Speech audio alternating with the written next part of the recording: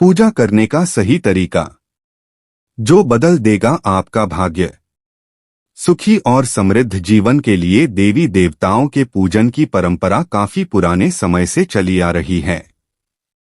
आज भी बड़ी संख्या में लोग इस परंपरा को निभाते हैं। पूजन से हमारी मनोकामनाएं पूर्ण होती हैं, लेकिन पूजा करते समय कुछ खास नियमों का पालन भी करना चाहिए, अन्यथा पूजन का शुभ फल पूर्ण रूप से प्राप्त नहीं हो पाता है।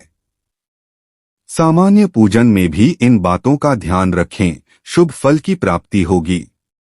लेकिन उससे पहले अगर आप भी चाहते हैं कि माता लक्ष्मी का आशीर्वाद आप पर बना रहे तो इस वीडियो को एक लाइक करें और चैनल को सब्सक्राइब कर ले और कमेंट बॉक्स में जय मां लक्ष्मी जरूर लिखें। 1. पूजा हमेशा पूर्व या उत्तर दिशा की ओर मुख रखकर करना चाहिए। यदि संभव हो सके तो सुबह 6 से 8 बजे के बीच में पूजा अवश्य करें। 2. आमतौर पर फूलों को हाथों में रखकर हाथों से भगवान को अर्पित किया जाता है। ऐसा नहीं करना चाहिए। फूल चढ़ाने के लिए फूलों को किसी पवित्र पात्र में रखना चाहिए और इसी पात्र में से लेकर देवी देवताओं को अर्पित करना चाहिए। 3. मां दुर्गा को दूर्वा नहीं चढ़ानी चाहिए, यह गणेश जी को विशेष रूप से अर्पित की जाती है। 4. सूर्य, गणेश, दुर्गा, शिव और विष्णु यह पंचदेव कहलाते हैं। इनकी पूजा सभी कार्यों में अनिवार्य रूप से की जानी चाहिए। प्रतिदिन पूजन करते समय इन पंचदेव का ध्यान करना चाहिए। इससे लक्ष्मी की कृपा और समृद्धि प्राप्त होती है। 5. तुलसी का पत्ता बिना स्नान किए नहीं तोड़ना चाहिए। शास्त्रों के अनुसार यदि कोई व्यक्ति बिना नहाए ही तुलसी के पत्तों को तोड़ता है तो पूजन में ऐसे पत्ते भगवान द्वारा स्वीकार नहीं किए जाते हैं। 6. शास्त्रों के अनुसार देवी देवताओं का पूजन दिन में 5 बार करना चाहिए।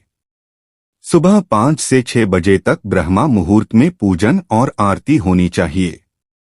इसके बाद प्रातः 9 से 10 बजे तक दूसरी बार का पूजन, दोपहर में तीसरी बार पूजन करना चाहिए।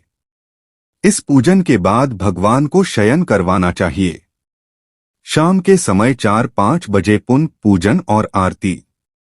रात को 8 से 9 बजे शयन आरती करनी चाहिए। जिन घरों में नियमित रूप से 5 बार पूजन किया जाता है वहां सभी देवी देवताओं का वास होता है और ऐसे घरों में धन धान्य की कोई कमी नहीं होती है। 7. प्लास्टिक की बोतल में या किसी अपवित्र धातु के बर्तन में गंगाजल नहीं रखना चाहिए।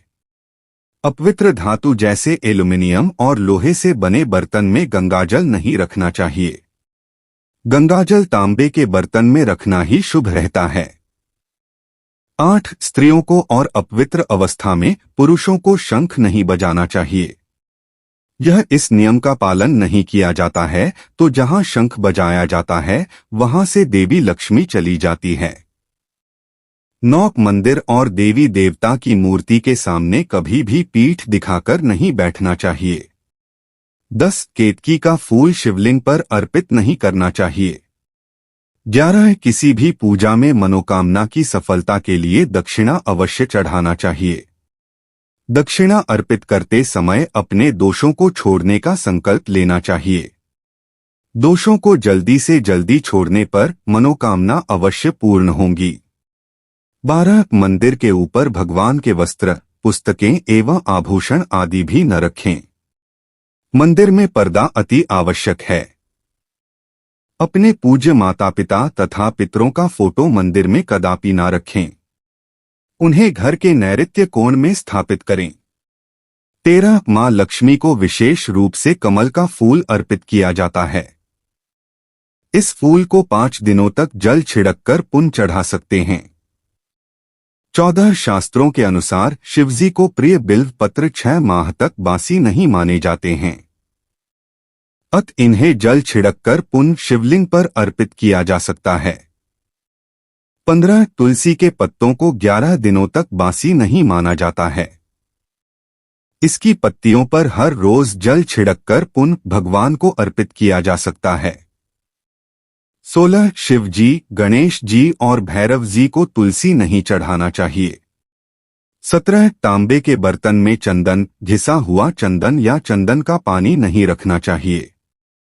18 हमेशा इस बात का ध्यान रखें कि कभी भी दीपक से दीपक नहीं जलाना चाहिए। शास्त्रों के अनुसार जो व्यक्ति दीपक से दीपक जलाते हैं वे रोगी होते हैं। 19 बुधवार और रविवार को पीपल के वृक्ष में जल अर्पित नहीं करना चाहिए। 20 सूर्य देव को शंख के जल से अर्घ्य नहीं देना चाहिए। 21 पूजा करते समय आसन के लिए ध्यान रखें कि बैठने का आसन ऊनी होगा तो श्रेष्ठ रहेगा। 22 घर के मंदिर में सुबह एवं शाम को दीपक अवश्य जलाएं। एक दीपक घी का और एक दीपक तेल का जलाना चाहिए। 23 पूजन कर्म और आरती पूर्ण होने के बाद उसी स्थान पर खड़े होकर 3 परिक्रमाएं अवश्य करनी चाहिए। 24 रविवार, एकादशी, द्वादशी, संक्रांति तथा संध्या काल में तुलसी के पत्ते नहीं तोड़ना चाहिए। 25 भगवान की आरती करते समय ध्यान रखें यह बातें। भगवान के चरणों की 4 बार आरती करें, नाभि की 2 बार और मुख की 1 या 3 बार आरती करें। इस प्रकार भगवान के समस्त अंगों की कम से कम 7 बार आरती करनी चाहिए। 26 पूजा घर में मूर्तियां 1, 3, 5, 7, 9, 11 इंच तक की होनी चाहिए, इससे बड़ी नहीं तथा खड़े हुए गणेश जी, सरस्वती जी, लक्ष्मी जी की मूर्तियां घर में नहीं होनी चाहिए। 27 गणेश या देवी की प्रतिमा 3-3, शिवलिंग 2, शालिग्राम 2, सूर्य प्रतिमा 2, गोमती चक्र 2 की संख्या में कदापि ना रखें।